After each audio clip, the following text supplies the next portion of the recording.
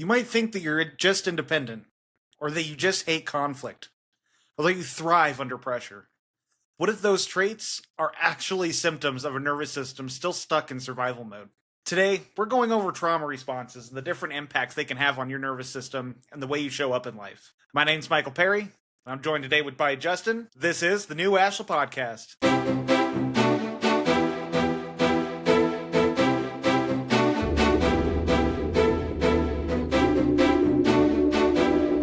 Hello and welcome to the New Ashla Podcast. So today we're going to be going into trauma responses. So this is something we dabble in little bits here and there in the episodes, but we don't really dive into what trauma responses are. Now we're not talking about triggers, but more the way we learn to adapt and survive and our different types of... How would you describe this, Justin? Why we act the way we do. There we go. You know what? I like it. Yeah.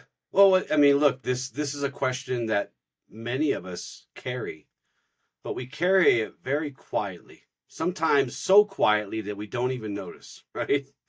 Yeah. Like, why do I act this way? Why do I keep reacting this way, right? Type of thing. Yeah, well, it's like the whole Matrix thing, the red pill, blue pill, where it's like before you wake up and realize the way you've been showing up in the world, the way you've been conditioned, this is the system that you've been operating off of, especially in moments of stress, in moments of survival, in moments of just trying to get by in life when things are more difficult than they should be. Yeah. And, there's 4 big areas, 5 technically, and it's fight, flight, freeze, fawn, and then dissociation.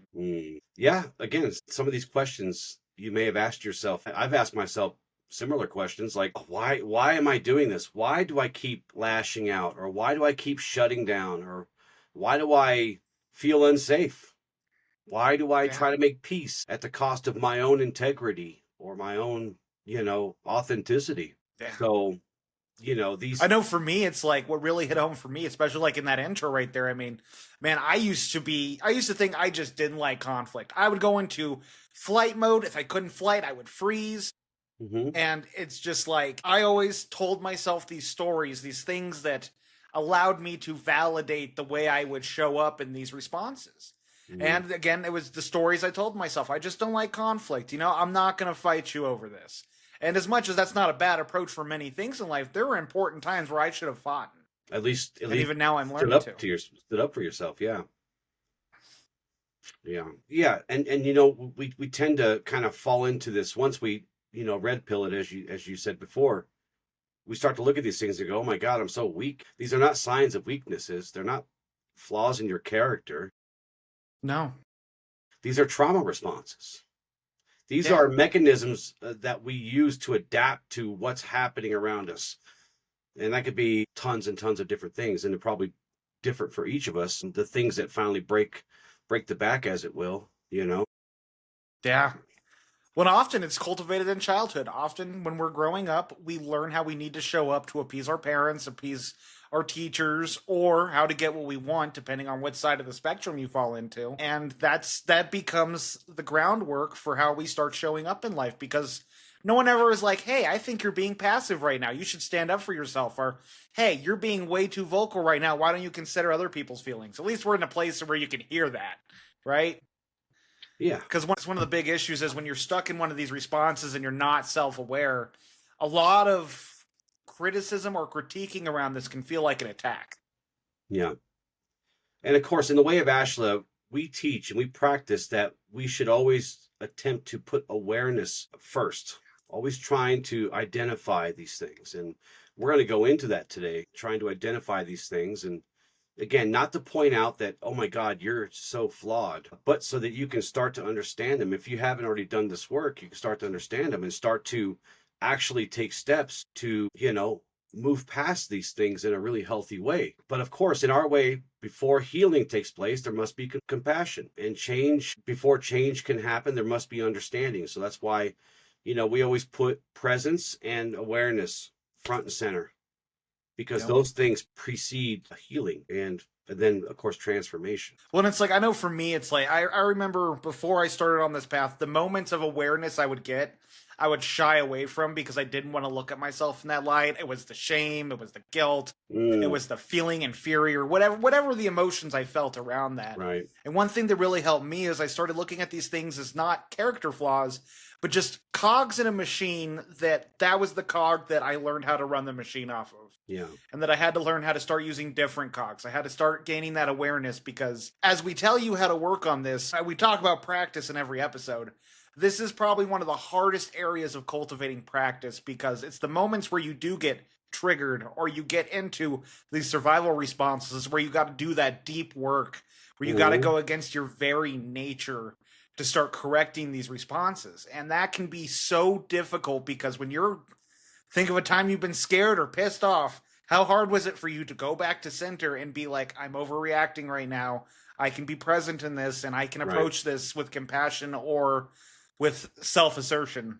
Yeah. And I just want to point out just a couple of things before we move on. You know, you talked about often these things happen during childhood. There are other sources that people believe that this stuff can come from too. Spiritually and metaphysically, people believe that you carry these on from lifetime to lifetime to lifetime if you believe in reincarnation. But whether it's childhood trauma, whether it's your mid-20s or your late 50s or 3 lifetimes ago, don't worry, because these strategies will help you.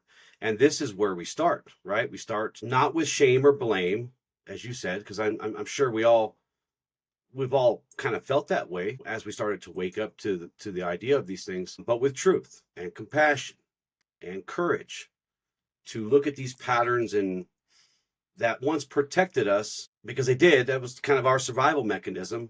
These things protected us. And now we must ask, are they still protecting us in a good way? Are they still serving us now? Right. Yeah. That's the key right there. Right. So this is the first step toward that liberation. And it's not about fixing yourself, fix you. It's about you finally seeing yourself and then choosing the healing over the other 5 things that you can do. Right. When it's so easy to get lost in the translation. I know for me, when I first started this work, and I see this with so many people are stuck in the healing scene where they're feeling miserable. And it's because they gain the awareness without the action being incorporated. And that action is so terribly uncomfortable. Right. And it's like, you can know your truth, but are you speaking your truth? And I heard that a long time ago, and that's something I always have to ask myself. And can you and live sadly, with it? I catch, and do you live it? Because, I mean, there's times I got to ask myself. To this day, I had an instance in the store where there was one of the workers, he had his cart sprawled out, he was working. I'm like, oh, we'll go around. We start walking around. It's like, I need to just assert myself and say, hey, can you move your cart so I can get through here? Little things like that where it's like, you know what? These are areas I can start building this resilience in being self-asserting and having small needs and putting people out just a little bit. Yeah. Everything on this path is about unfolding. It's about turning each page, if you will. It's about taking those steps, baby steps, until you can start to run. And everybody can get to a point where they can run. They can. And the sooner you can start this stuff without it being when you're going through one of those dark nights, the better.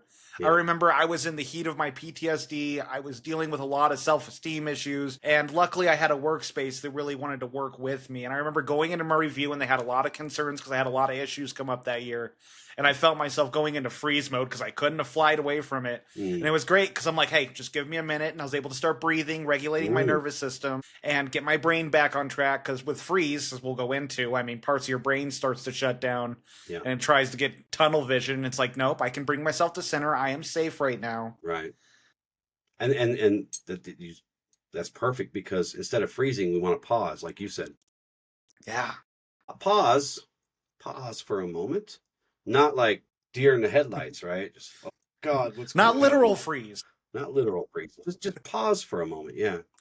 So let's get into these. Yeah. You know, let's start with fight, because I think that's one that really resonates with a lot of people. I know you dealt with a lot of that fighting nature. Mm-hmm. Yeah. The fight response is often misunderstood, right? Misunderstood. Yeah, it looks like aggression or trying to control everything, but at its core, it's really us saying, I will not be powerless again. You know, somewhere at some point, somebody stole your power or you agreed to give it over. You know, we talked about these agreements that we make really without knowing better as we're developing and growing. And, you know, this kind of looks like, you know, those control freaks. You know, we all hear about control freaks, right? Or perfection, people who are just trying to be perfect all the time. Or those micromanagers. That's what or I was thinking. those people that just they have a fuse and you light it and it's like dynamite. They just boom, just lose it. You know, and really this kind of thing comes from people feeling powerless for a long time or just chronically threatened with, you know, bad stuff. Right. So, Well, and I mean, I think another big area, and I've seen this before, where it's just like at a young age, someone learns that if I just scream and holler enough, I can get my way and have right, my needs met. right, And it's, I feel really bad for people who struggle with fight as their main intensity because with the research I've done around the trauma responses, flight and freeze, they're horrible to deal with. It's hard to learn to assert yourself. It's hard to learn to get out of your head and how to get back into presence.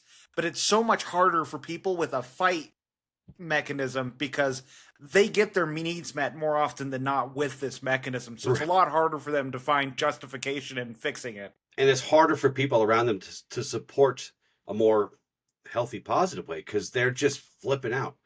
They're Yeah. reacting disproportionately to anything, you know, this perceived disrespect or actual disrespect, you know, or a perceived threat or actual threat.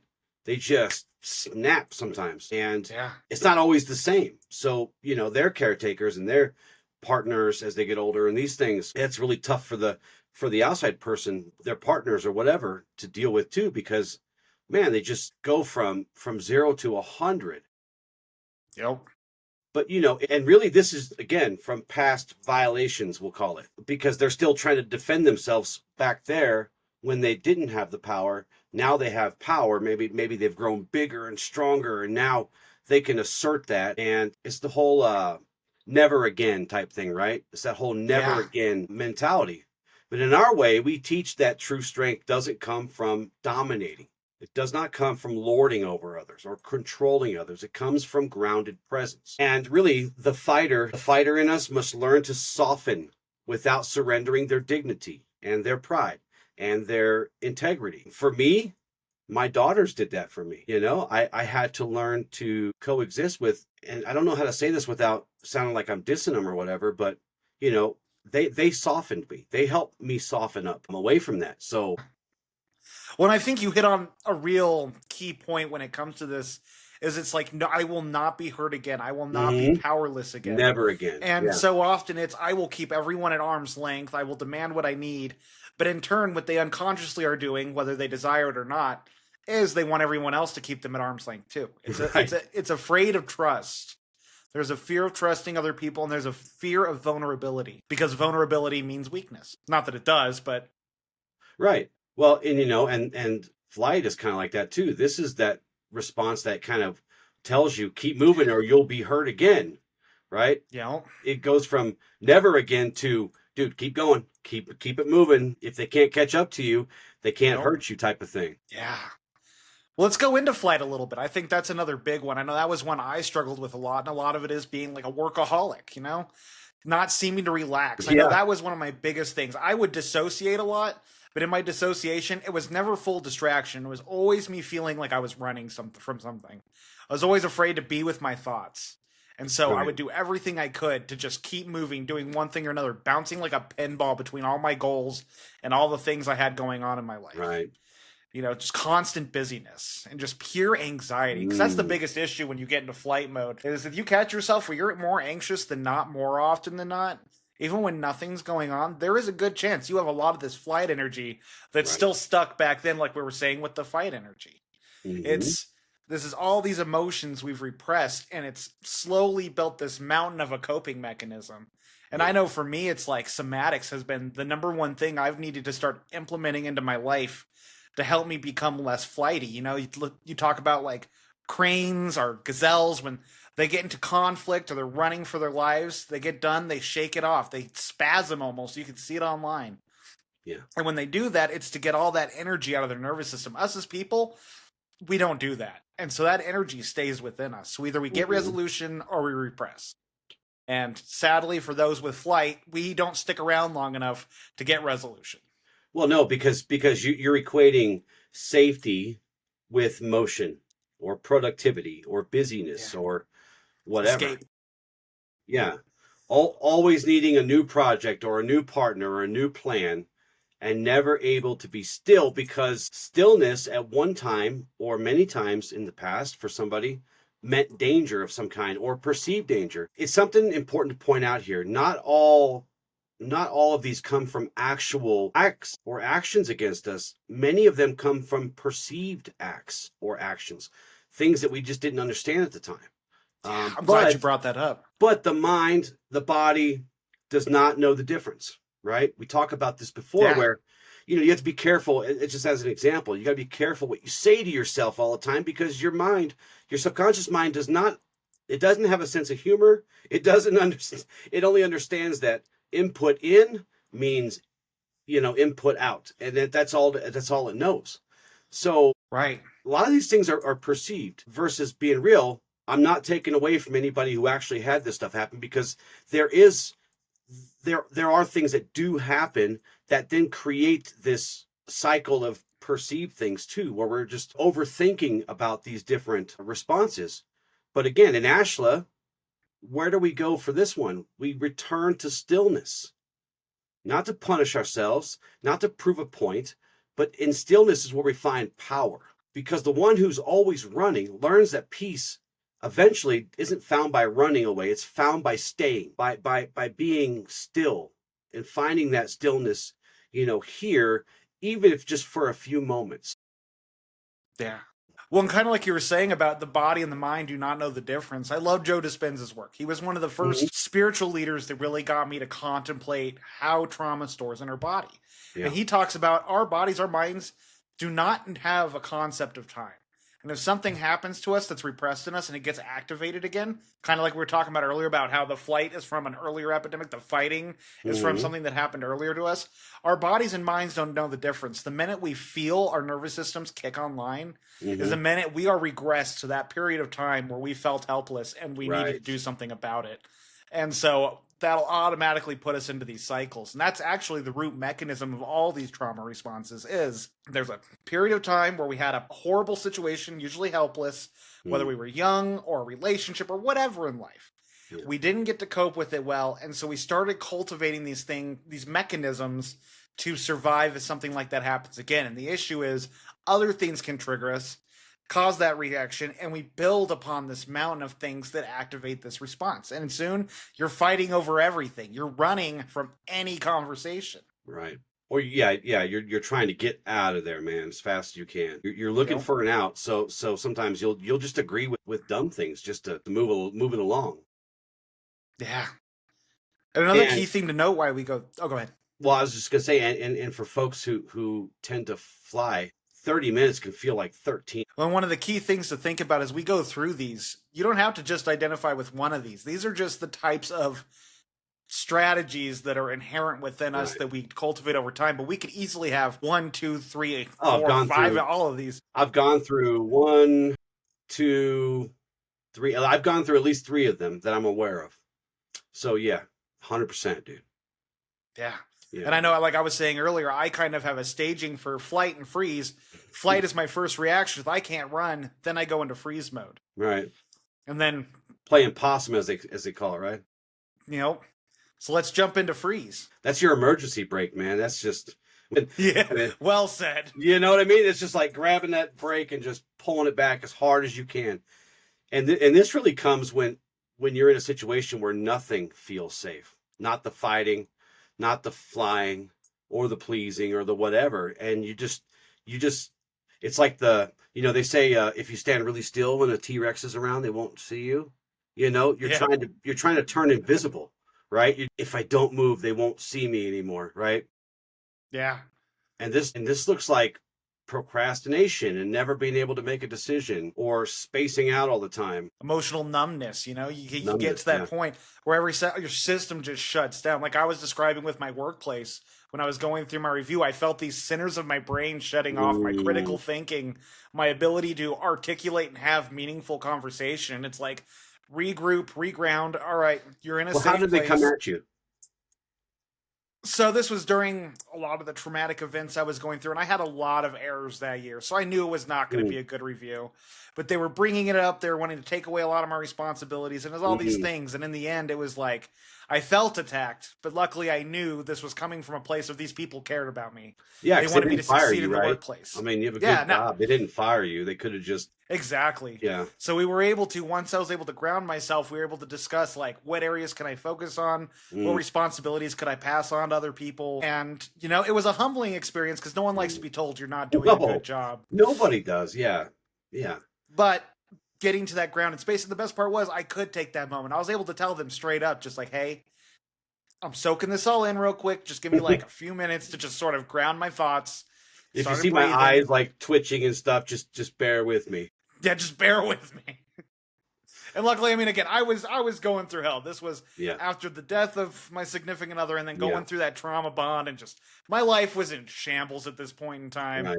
And it's like I was doing everything I could just to show up to work every day. So Was there something they could have said, or was there something that they could have done differently to keep you from triggering into that, or was it just completely you? no, I think it was completely me. I mean, it's hard to approach these kind of difficult conversations. Yeah. They were very direct, which might have been avoidable, but even then, Yeah. I had talked about a lot of the work I was doing already, so they knew I was like my work knew my focus was on healing and psychology. Gotcha. Like my work knew I was dedicated towards this outside of work and that I'm learning coping skills. Luckily, my boss was able to bounce back a lot of the things I was learning about myself up until this point. Yeah. And so like they saw the growth I was going through even if they saw me burning in hell. Right. And for the frozen, for freezing, our teachings, we come at it with the frozen must be treated with patience, because even a frozen river will start to flow eventually, even Yeah. if it takes one day at a time, where the sun gets warmer and warmer and warmer eventually. If you're dealing with this, we say, one breath at a time. Just take it one breath at a time. Yeah. When to your point, I mean asking for those few minutes just to gather myself Mhm. made all the difference in the world. And so for those of you who do struggle with this in those moments of intensity, and you might want to practice maybe with people you're close to or you trust, but just Yeah. ask for that when you need it. If people love you, people care about you, they'll give you that space. They'll give Yeah. you that time to process. I think the next one, fawning, that's something that you've shared with us quite a bit Yeah. on this show. And that's something. So again, these can hit at different points in our life, different areas. And for me, fawning was always how I got my needs met in relationships. Playing the hero, always putting my needs away to try to help other people. So people pleasing, codependency. Mhm. If something were wrong and I didn't know what was wrong, I would just start apologizing for Mm. everything, trying to find a way to bridge the sinking ship. Right. And then just I Yeah. think the number one sign of fawning is when you have a lack of boundaries with people. Mm. That's where a lot of people don't realize fawning is their trauma response, because Yeah. when we let people walk all over us, when we don't assert our needs, our boundaries, we are giving people permission to do so. And it's a tough pill to swallow. There is. And when we learn to, And I usually deliver it like this: you get what you allow. You get what you allow. And I know that sounds really horrible to say, but it's true. yeah. I mean, there's this concept in psychology where it's like when it comes to raising children, children will constantly try to push against those boundaries to figure out where their authority lies, where they have their autonomy. And if you can't hold firm boundaries, those kids will start pushing past that line every Yes. time. And the minute you buckle, they got that much more leeway. And that's how it is in adult relationships too. And people don't like when you start setting boundaries, but Your spirit sister could spend hours of telling you about that. I With our believe own that kids. though. With our own kids, yeah. And she waited until they were much older, some of them in their 20s, before she finally started setting those boundaries. Hey, I'm your mom. You don't talk to me this way. And it was a barnstorm, dude. It was, a tornado through an Oklahoma trailer park, dude. Yeah, people don't like when you They start do not like changing that, up how especially they. when especially kind of, flicking your forehead for Yeah, they got 15, comfortable 20 with years. it. Yeah, Yeah. yeah. And those of you who are parents who are listening, if that's how it is with your kids, do not judge yourself. That does No. not mean you're a bad No. parent. No, it does not. Like, I'm taking childhood psychology right now, and there's 4 types of parenting, and this is what's known as permissive parenting. And it's not the best type of parenting, but it's definitely acceptable because it helps you nurture a relationship with your kids, become a confidant for them. There's all these benefits that come through it. But when you can start asserting boundaries, you teach your kids how to do the same thing. Yeah. The best analogy I heard is if you teach your daughter no at a young age, when she's older, she will hold people to the no you taught her.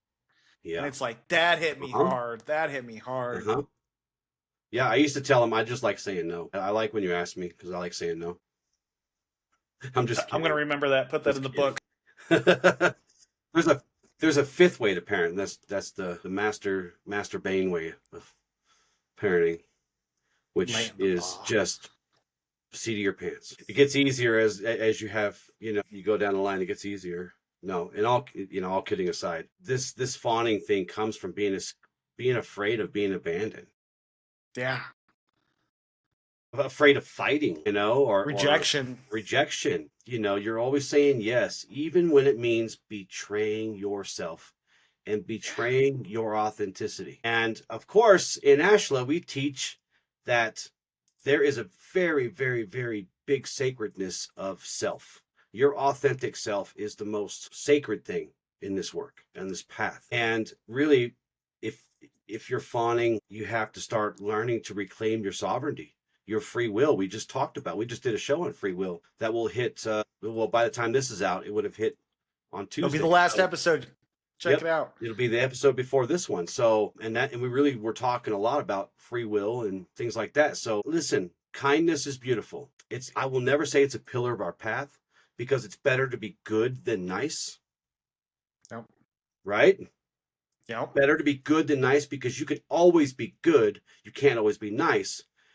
And kindness is beautiful, but never, never when it comes at the expense of your authenticity. Ever. That's the goal to reach to.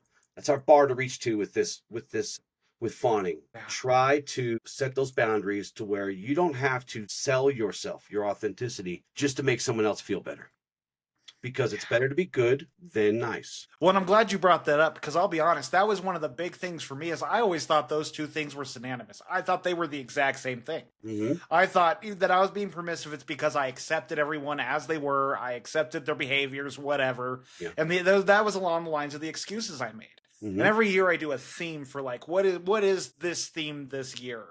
And my theme last year was Death of a Nice Guy, Birth of a Good Man. Because I finally made that list of this is what being nice is, this is what being good is. I love that. Yeah.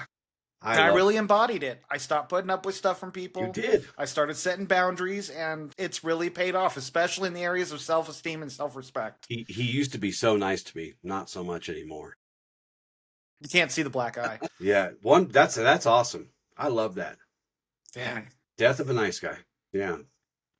Yeah. And nice and kind aren't always the same thing. And I know, you can try to be kind, even when you're being good. But at the end of the day, it's been my experience, and this is what I teach, is that you can always learn to be good. It's really hard to be nice and kind and good for every situation. It's I don't think it can happen. If it is, you're going to lose yourself in it. Because I'll be honest, I was always so good at avoiding conflict, being agreeable. That was my life up until this journey. And yeah, it worked for having all these good relationships, all these people who loved me and cared about me, but none of them knew who I really was. And in the end, they loved you with conditions, and they loved you with expectations. Yep, 100%. Look, love at the end of the day, true love, the kind of love that literally moves mountains, comes unconditionally and without expectations. We do have agreements. We talked about this before. Make agreements with others who love you and who you love. Agreements, not expectations, because you're just setting them up for failure. And if you only love someone because they do this, and this for you, then you don't love them. You don't. Because if you can't love them unconditionally, then you don't trust them either. And without trust, there is no love. Well, and it's like one of the things I know I was talking about it earlier is it's like as you learn to start setting boundaries with people, you will realize who your true friends are and who those are who care about you. Because you're going to meet resistance from almost everyone in your life that you start putting boundaries with. Yeah. But those who care about you will learn to adapt. And mind you, learn to adapt. But they will, because they love you and they care about you. Well, and yes, and they'll have their own boundaries too, right? And these are Yeah. these are healthy things. These are good things, you know. So I would go back to saying, you know, you were talking about how you thought that's how being good was just giving in and being kind and being nice and passive, and but you cannot be good if you have to sell your soul, or you have to give up your free will, your sovereignty, for someone else's feelings, or for someone else's conditions, or for someone else's expectations upon you. Then you're not being good, because you're not being good to yourself. I like that. So it's a really rough thing to do. I think a lot of people just roll over for people because they just don't want to, you know, Ruffle the feathers. deal with it, because it's hard. Having a healthy relationship with people is hard.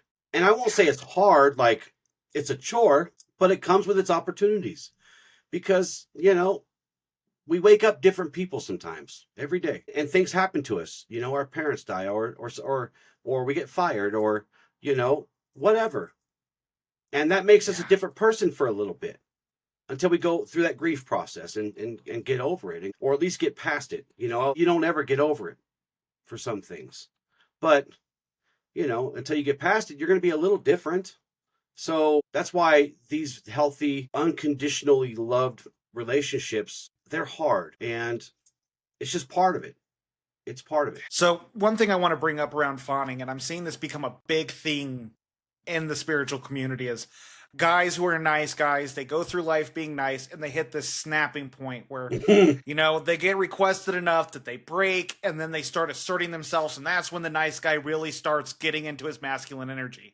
And I Right. truly believe this is a falsity. This is something that I think is really toxic being passed around, because that's snapping. You look at all these angry, bitter older people, a lot of them were nice guys, and they hit that snapping point, and then they just didn't give a crap about anybody. Mhm. Don't let yourself get to that point. Start cultivating these skills now, because if you get to the point where you don't care about anybody, you're going to be bitter and resentful towards everyone. Yeah. And that's one thing that's been really concerning, because I'm seeing this gain a lot of traction out there, and Yeah. it's not healthy waiting for someone to break. Yeah. And before we move on, I was going to do this at the beginning. I forgot to. If you're becoming overwhelmed with the things that we're talking about today, do not hesitate to go and talk to somebody, even a professional. I'm not a professional therapist. I'm not, you know, and so I want you to understand that it's okay, perfectly okay, to seek help with these things.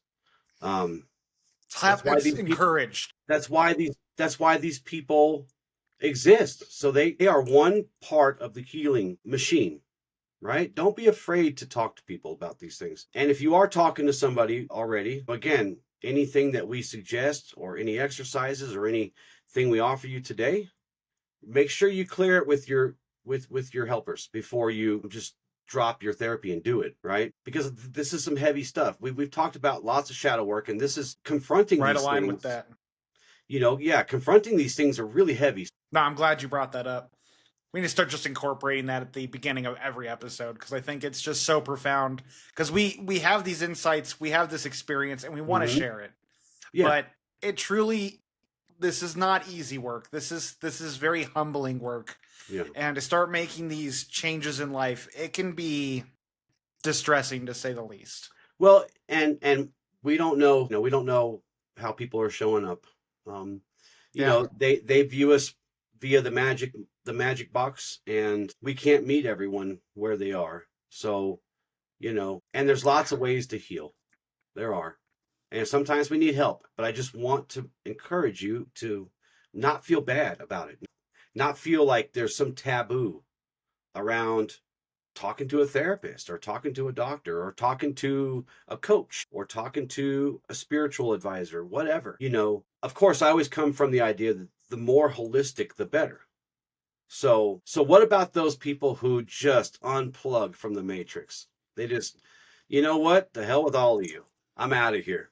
And that's not really flying. They're just unplugging their cord, man. They're just out of here.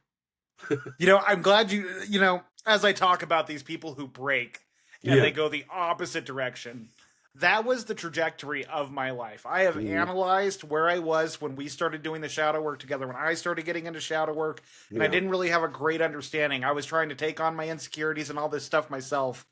Without your coaching, without your training, I think I would have wound up getting into a place where I became hyper masculine. I would stop trusting people. I would Mm, have fostered that hyper independence. I think I would have started not caring about how people felt. And I think it would have taken me down a really dark road. And I know a few mm, people who started this journey with me who ended up taking that route where they got hurt by somebody and that they took that wrong turn where it became bigotry and hatred towards mm. everyone. And it's like it breaks my heart, just especially because I know I could have easily gone down that same road. Yeah, yeah, yeah. When you disassociate with this stuff, with all of it, you're much easier to manipulate. You're much easier. You're more likely to attach yourself to something that's not great for you. Doesn't matter on what side of what part of the spectrum here either, because the further away from center you get, the further away from harmony you get. It's not great out there. That's why Andrew Tate gets so many followers. It's all these guys who are just Yeah. done. Oh man, we dropped his name, boy. We're gonna start Yep. a fight. You got this. I don't think there's a lot of Andrew Tate fans listening in on the podcast. I don't think so either. But if you are, welcome. We love you too. We do. No judgment. I'm not judging them, but And we're all on our own path. If that's what you Yeah, need we to are. start working through your stuff, then yep. by all means. And that was also the show before this one, Free Will. Free will. Right. So from the lens of the spirit here, disassociation is often the most invisible. It's like that quiet, whispering departure of the spirit from the body. It's just like, I am completely done. I'm getting over it. And again, it's not a weakness, but because there was just too much pain for them to bear, and not enough support, and not enough awareness and presence. And Oh, it breaks my heart. I see so many people going through this now, and it's just like yeah, they don't know who they are. I mean, they have this concept, they have these masks they wear that they're identified with, but they don't have any purpose in life. They don't have any drive. It is just this pure checked out of reality as far as anything beyond living paycheck to paycheck and going day to day without any yeah, real aspirations, any desire for anything beyond the minimum. It's just complete detachment from themselves. yeah. Yeah, they're very emotionally cold, very emotionally vacant, even in Yeah. intimate moments with their partners or with their friends. Times where there should be some stirring in the heart, there's just nothing. And they're not doing this because they're just full of malice or anything. They're just doing it to protect themselves. Yeah. When it becomes just that survival strategy, right? I mean, Yeah. I know for me, I was in that 7 year relationship trying to help someone with addiction, and she constantly tore me down, and dissociation became my thing. Video games, television, Right. doing everything I could to stay busy so I wouldn't have to think about my problems or really reflect on my life. It wasn't worth it, and I didn't see any direction my life could go. I felt helpless because I refused to see what avenues really were available. And again, this is not something to shame yourself over. If you are dealing with dissociation, my heart goes out to you. Yeah. This is something that can be overcome, but It is. it's awareness is the first step to realize, hey, am I starting to bypass in my life really taking ownership of it? Am I living just day to day without any real drive? And my advice to you is get out there and start finding things to give your life meaning. Hobbies, groups. There's thousands of groups out there that can help you discover yourself, Yeah, go to help you Meetup. discover interests. You go to Meetup, you'll find all kinds of stuff. Yeah. We went to a meetup this weekend, whole bunch Yes, of we people, did. and it was an amazing experience with the Soul Luna girls. We went Yeah. to one of their full moon groups, and it was just so uplifting being around a community of people who are working on healing, who are trying to Yeah. live authentically. And we could all be vulnerable around one another and talk about our lives and our situations and hmm the lessons we're learning. And it's magical. Nobody skipped a beat. That I was very impressed. Nobody, like we were told, you knew a few of them, and of course we know Shannon Marissa, but I didn't know anybody else there besides you and your Nope. wife, and I wasn't a stranger, and they weren't a Yeah. stranger to me, and that was very, very impressive to me, because really when you do these activities with these kind of group activities with strangers, there's a lot of like kind of like, oh, I don't know these people. Timidity going on. Yeah. Right. And there was none of that at all. And I think that's largely because of our host. I agree. They just bring an energy that just Well, it's like break. they said in their interview with them, we had with them, they said they wanted to create a space that felt like home to people. And Dude, they I hit mean, you that heard it. grand slam. Their bases loaded out of the park, dude. And they do it so naturally. They do it Yeah. so naturally. So yeah. But you know, when it comes to disassociation, uh, in our path, we honor the fact that some souls have to kind of go down these other paths in order Yeah. to survive. And we understand that, you know, we try to help them, but at the end of the day, we don't impose upon them in the name of helping them. We can show them the light, but it's not our job to lead them to it. Right, right. With tenderness and time, we invite them home. We invite them back to themselves. So, and you know, out of everyone who probably should seek a lot of support is this fifth one, because I mean, this can turn into all kinds of really harmful stuff. So, Yeah.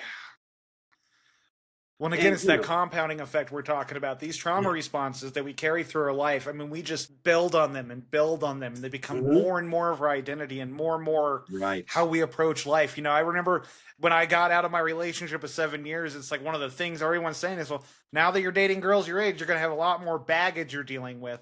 And it's like, yeah, and I have a lot more baggage. And that's what happens. I built so much crap up that I had to work through to get to a place where I could have a healthy relationship. And it really took a lot of work. yeah. Look, these trauma responses are not who you are; they are who you have became to protect who you are, and you don't have to get locked into that. The work now is to meet each part of ourselves with love and not judgment. You know, we don't do the whole judgment thing around here, especially to ourselves, because we're supposed to be the ultimate safe space for ourselves. That safe home. Speak it, brother.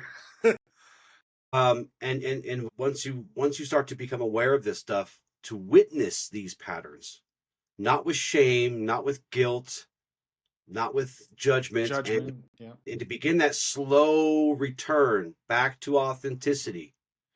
That's where you're going to find safety and wholeness, and you know, the whole world's going to change for you. It takes time, but you will get there. So, what are some reasons we don't recognize we're in a trauma response? What is it that keeps us going where we're so ignorant to our own coping mechanisms? Mainly the people around us, Yeah. because these things don't always look like what you would expect or what we would expect, right? Because they're not just screaming fits, they're not just panic attacks, they're not just crying your eyes out every night. Most often, these responses, they mask and disguise themselves to things that the world ups to us, right? They're just Yeah. like, yay, you know, you become the strong one, or you're always reliable, or you're the selfless one, Yeah, right? right? So You're so strong for holding all those emotions in. you're such a good person. You're always there for everyone. You know, that's a person stuck in the fawn. You know? The one stuck in flight is praised for their hustle. Wow, you're Yeah. killing it.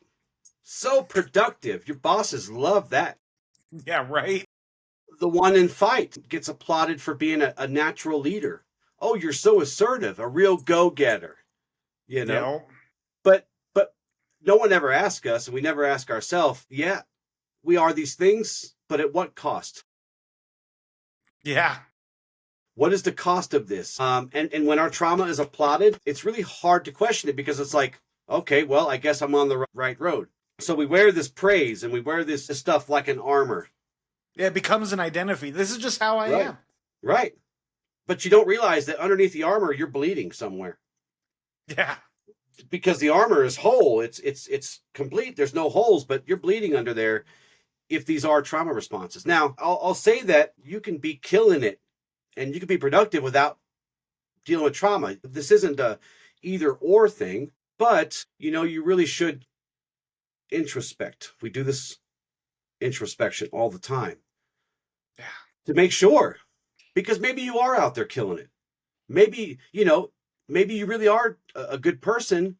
And you also have boundaries, and you also, maybe you're that too. Yeah. But you know, if you Well, it's have like, this, where do we seek but not some of validation? this, like it, like, you know, if you're always helping everybody, but you don't have boundaries, maybe you should investigate, right? Yeah. Well, it's like, I mean, I see so many people wrapped up in that perfectionism that if I hit these milestones, I can be proud of the life I live. And they become so jaded to everything else because this becomes their source of identity within their Mm-hmm. trauma. It's these people who work their butts off. I know I Yeah. had to catch myself. I go on bike rides a couple times a week to get my meditation in, to really reflect and have Mm, an hour where I'm forced to be in my head. right. And I came to realize it's like this podcast, my school, all these things I'm doing.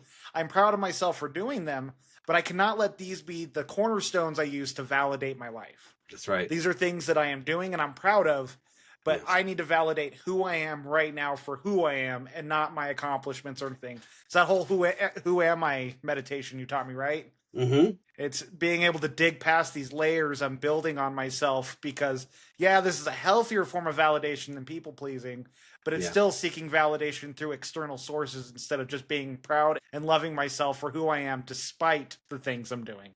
Right. And of course, in Ashla, we don't confuse these patterns with essence. We don't confuse them with our presence. You know, your behavior is not necessarily your being. Yeah. The way you adapt to the world and survive is not necessarily your identity. It's not a true identity, authentic one anyway. Right. And again, I probably said this a million times over the last 40 something episodes. You are not your wounds. You are the light that endures beneath those wounds. One thing I got to add to that is, especially if you're just starting on this journey, you're starting to understand trauma responses and your little mechanisms, this will feel like an identity. And Right. it is very hard to start separating those two things. And just know that's totally normal Mhm. and completely okay.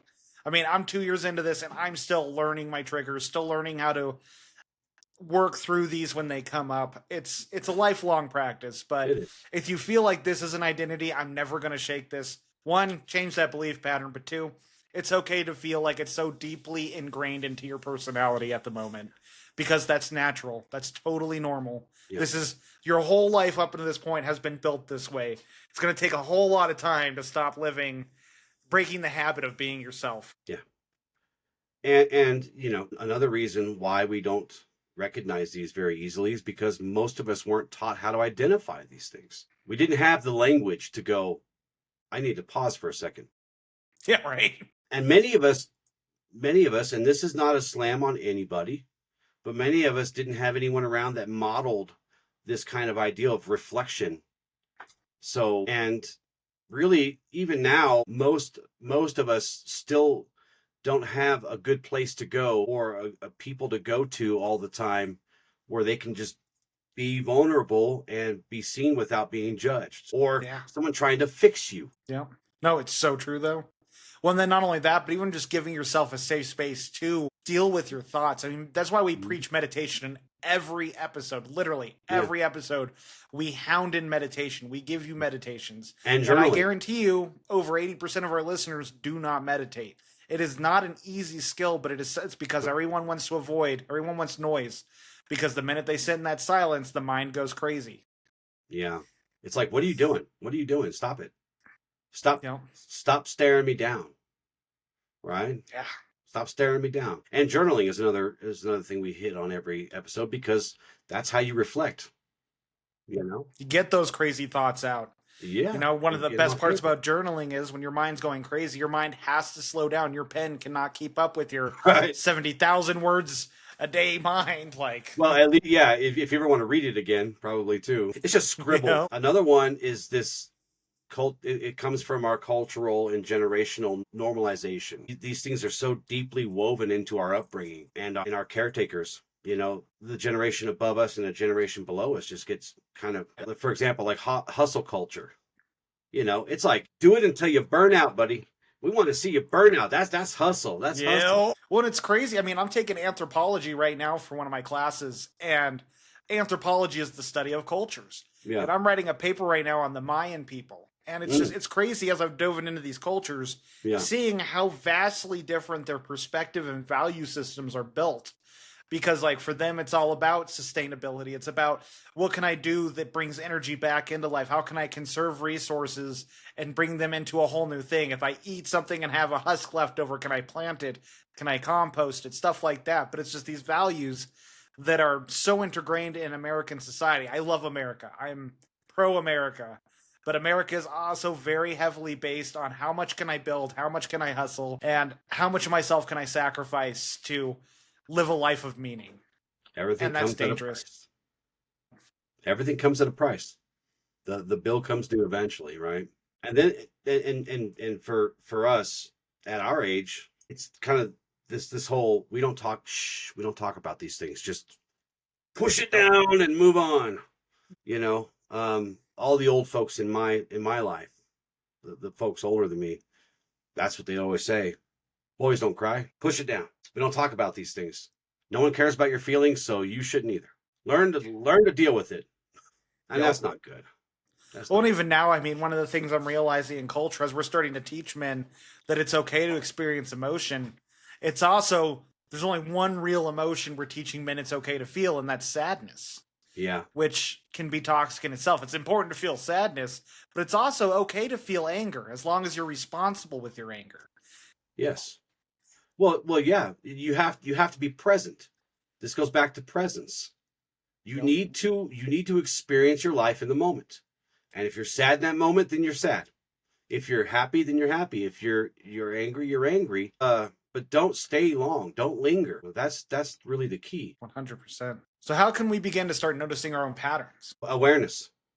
Yeah. Awareness. And at the beginning of that awareness, you should kind of keep this in mind. Gentle observation without what? Judgment. Without judgment. You cannot heal by hammering yourself to death and judging yourself to death and putting yourself into multiple life sentences because you're judging yourself. You have to be present enough to witness your patterns. You're not your patterns, to witness them without judgment. And, have a heart big enough, compassionate enough to hold that space without shame, without judgment, without any of that stuff that's just kind of keeping you down. That's where you start to regain real power. Yeah. And the more you can reflect, the more you can give yourself the compassion without the judgment, the more you're able to do that for yourself, the more you will open up to yourself. They talk about inner child work, and it's like your child will not talk to you. Your inner child, until it feels safe enough to express its needs, will remain silent. But the more you give yourself that gentleness, the more you give yourself that compassion, the more you work with yourself where you're at instead of where you think you need to be, the more you're going to start cultivating this relationship with your inner needs that you've repressed this whole time. Yeah. Because that's realistically the big caveat to these trauma responses is the damage it does to your inner child. Mm-hmm. Whether it's shoving it down and putting it in a box where you never hear from it because you're overproductive, or you're dissociating and you're giving the child too much free rein where it has no structure in its life to cultivate a life of meaning. Yeah. And look, these things are echoes. These things we're talking about, they're echoes of moments when your nervous system kind of decided this is what I have to do to survive.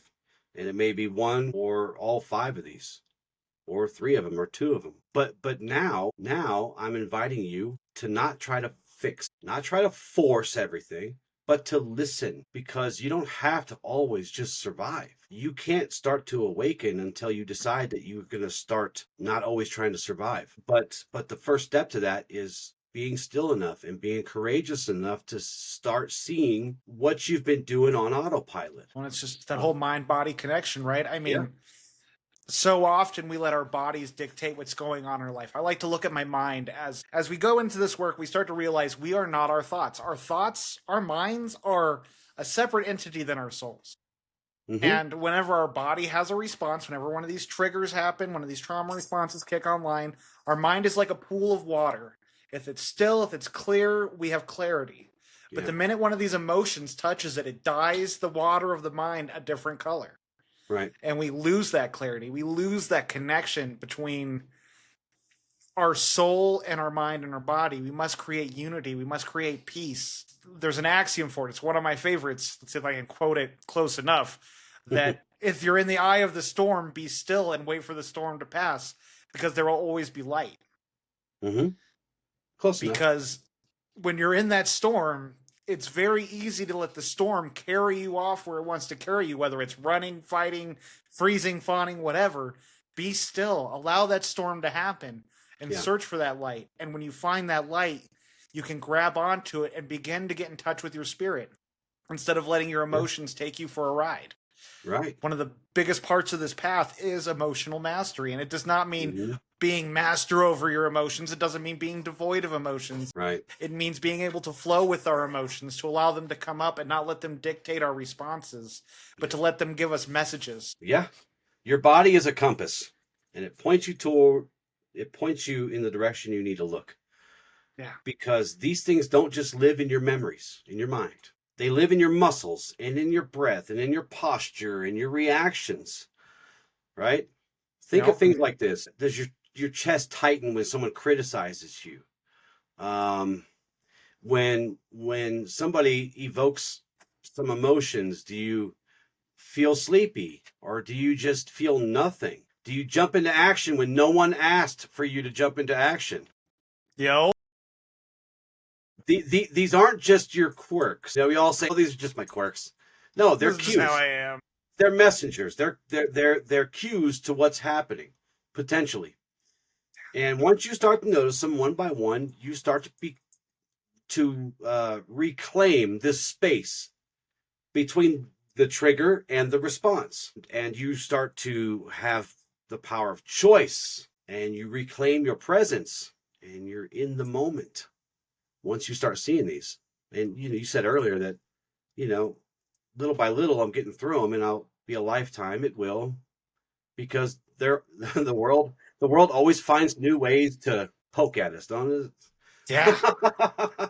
But you have the courage to be willing to look and face these things. Tools for healing and regulation.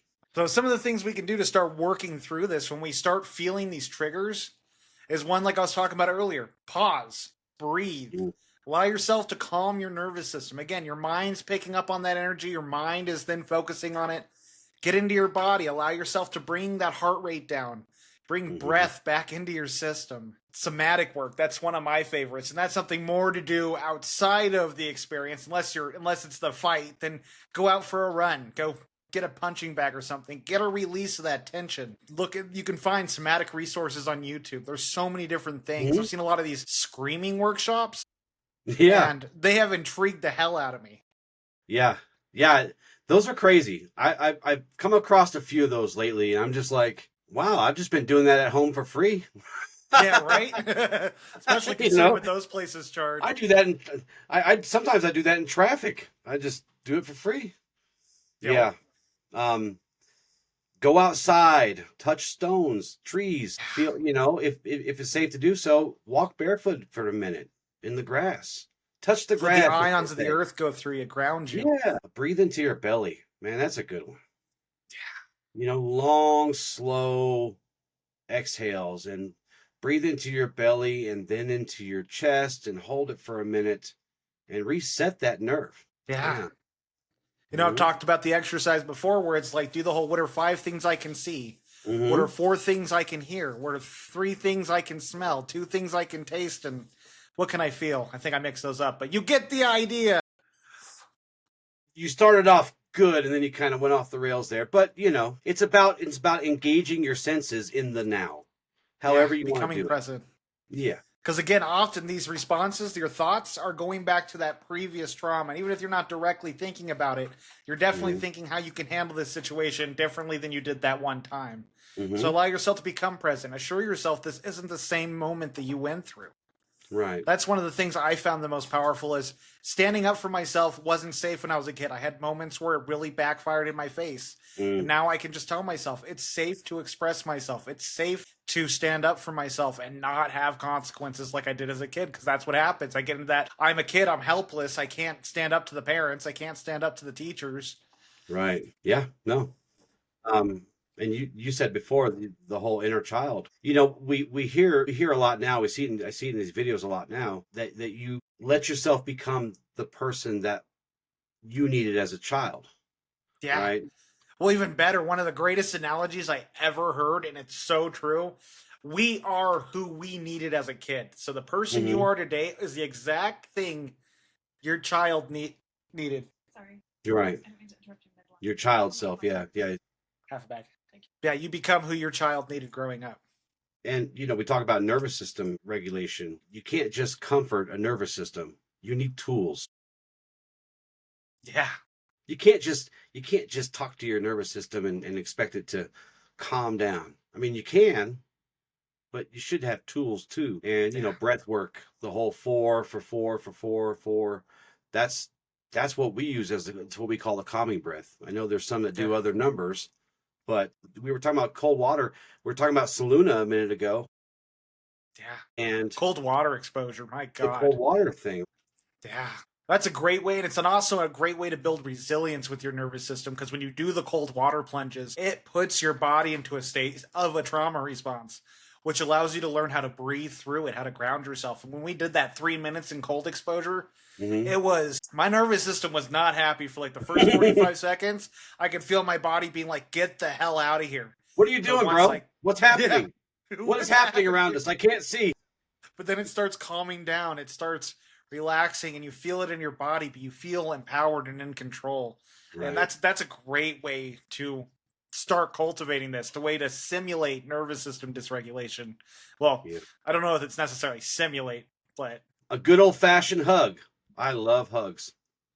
People don't always want to hug me. I don't get it, but I love a good hug. This kind of co-regulation, right? The kind Yeah. of, when you can sync up your heartbeat with someone who's not freaking out, that takes you a long way sometimes. Well, it can be so powerful. I mean, I know it's like whenever my girl's going through something, she starts getting emotional or something's happened in Mhm. life. That's my first instinct, and it does wonders. I just Yeah. wrap her up and I embrace her. I rub her back and I let her just sort of process. Like, it's okay. Feel what you got to feel. And oh my God, it's crazy how there's just this like 30 seconds or a minute of release, and then everything's right as rain. Yeah.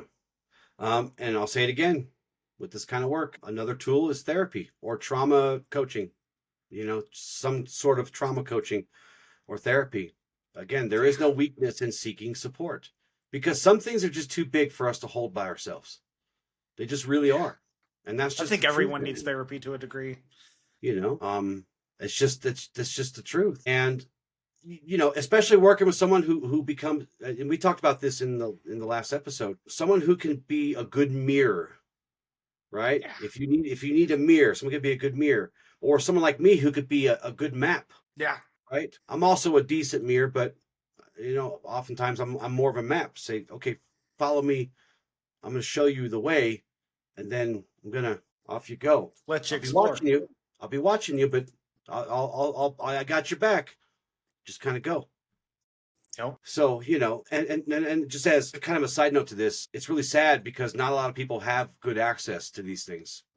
And I really think that's something we should, as a society, be working towards. Yeah. Let's bring back community. Right. Right. Which was the show 2 shows from now. Go back and listen to that one. No, I think community, man, it is one of the most it's so missing from society today, and it's something that could resolve so many issues. Yeah. We need to bring that back. But the thing about therapy or this type of coaching or counseling, a lot of people don't have access. But when people do have access, or in order to get access, it has to be like the last resort, and that's not a good way to look at it. You can think of it as an investment in your growth. You don't have to be messed up to need therapy. Is what I'm trying to say. Yeah. Well, kind of like we talked about with these trauma responses, often we don't realize we're messed up till we're finally far enough back to be like, wow, I was wearing a lot of masks to get through life. Mm-hmm. Still am. Yeah, we do.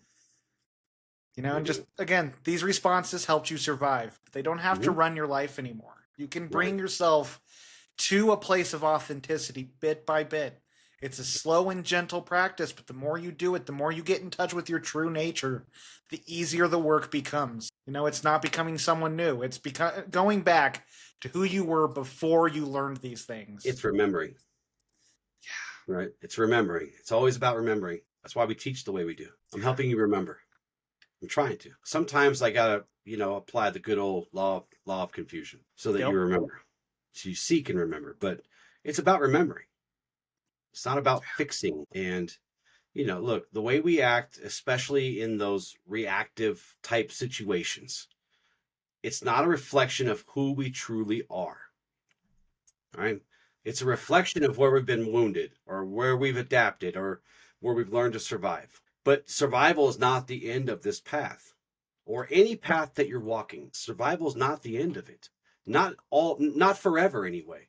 At some points we have to kind of survive. Sometimes literally, if we're stuck in a situation where we physically have to survive, but it's not the end of our work. Healing is, wholeness is, finding the freedom of authenticity. That's where we move to. So again, these aren't flaws.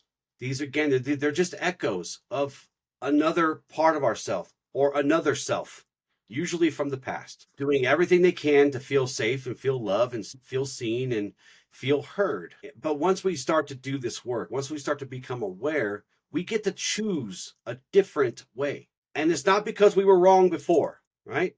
Yeah. Let's get that out of our way because we're not judging. But because now we're ready. We're ready to just, okay, I'm ready to get out of this. I'm ready to become conscious and I'm ready to interrupt and put to bed those old patterns. And I'm ready to respond with presence. And I'm ready to walk in that light of authenticity of who we really are. So you're not broken. You are becoming. This awareness helps us step into that becoming. And every breath of awareness, every single breath by breath, is an act of reclamation. You're starting to reclaim who you really are. You're starting to remember. And if something stirred in you today, I invite you to take one small step. You notice, you pause, you breathe, and then you choose. And that's really our path. Everything we do is about stopping, becoming aware, breathing through the tough stuff, and then making a choice. Yeah. No, beautifully said. So you have an affirmative prayer for us today, if I'm not mistaken? Of course I do. This isn't really like your typical spiritual heavy episode, which is I love these episodes too, because we get to find where the spirit is, right? Yeah. So I do have an affirmative prayer for us that kind of helps us with this from a spiritual perspective. So as always, let's close our eyes. Source of light and love, I honor the journey that brought me here. Every reaction, every response, every instinct was born from a need to survive. And I give thanks to the younger parts of me who tried so hard to keep me safe. I now choose presence over protection. I choose compassion over criticism. I choose to listen gently to the signals of my body, my heart, and my spirit. I do not shame my responses. I meet them with love and patience. In this breath, I remember, I am not my trauma. I am not my reaction. I am not the pain I inherited. I am light in motion. I am a soul in healing. I am becoming more whole, more aware, more free with every conscious choice I make. I walk forward in grace. I listen deeply. I breathe in peace, and I trust bit by bit. I am coming home to myself, and so it is. So it is. Man, that was good. Those are my favorite things. I love, love, love, love prayer. So good for you. Better for you than journaling even. Journaling is really good for you, but prayer's better. Man, I need to mark that. I know. The day I put something above journaling, huh? I know. I'm like, this is a miracle right here. It's a miracle of prayer. I've prayed so much, I forgot that journaling was the best. Do you got any other closing thoughts before we wrap it up? No, I'm good. I'm good. So for our affirmations today, I honor the ways I learned to survive. My patterns kept me safe. I now choose what helps me grow. I can be present with myself even when it's uncomfortable. It is safe for me to slow down and feel. My worth is not tied to how others see me. I am not broken. I am becoming whole. For our exercise today, let's do a quick reflection to help notice how trauma responses might be showing up in life. Without judgment, just awareness. First, think of a recent moment where you felt overwhelmed, anxious, shut down, angry, or like you had to please someone. Ask yourself, what did I do in that moment? Was I trying to avoid something? Control something? Keep the peace? Now pause and check in with your body. When you think about that moment, what do you feel physically?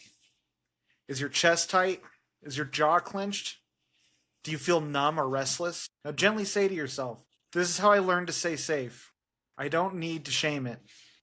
You've been surviving. That's not weakness, that's intelligence. Now ask yourself, What's one small thing I could do differently next time? Maybe it's pausing before reacting, taking a breath, or just saying how you truly feel. This is how healing starts. Not with big breakthroughs, but with noticing every time you pause. You give your nervous system more choice. You give yourself more choice. For our journaling prompt today, think about a recurring challenge or emotional reaction you experience. Describe the situation and how you typically respond. Then explore it. What trauma response might be showing up here? How has this response helped you survive? And what's one small way you could begin to respond differently that would feel safer or more freeing? Take some time, reflect on this. The more you spend time with these responses and understanding why it is you do what you do, the more you can cultivate a stronger understanding of yourself, and you can start showing up more effectively for yourself in those moments. Thank you for making it this far with us today. It's always a pleasure having you on with us. Love and gratitude. Ad Lucem. Ad Lucian.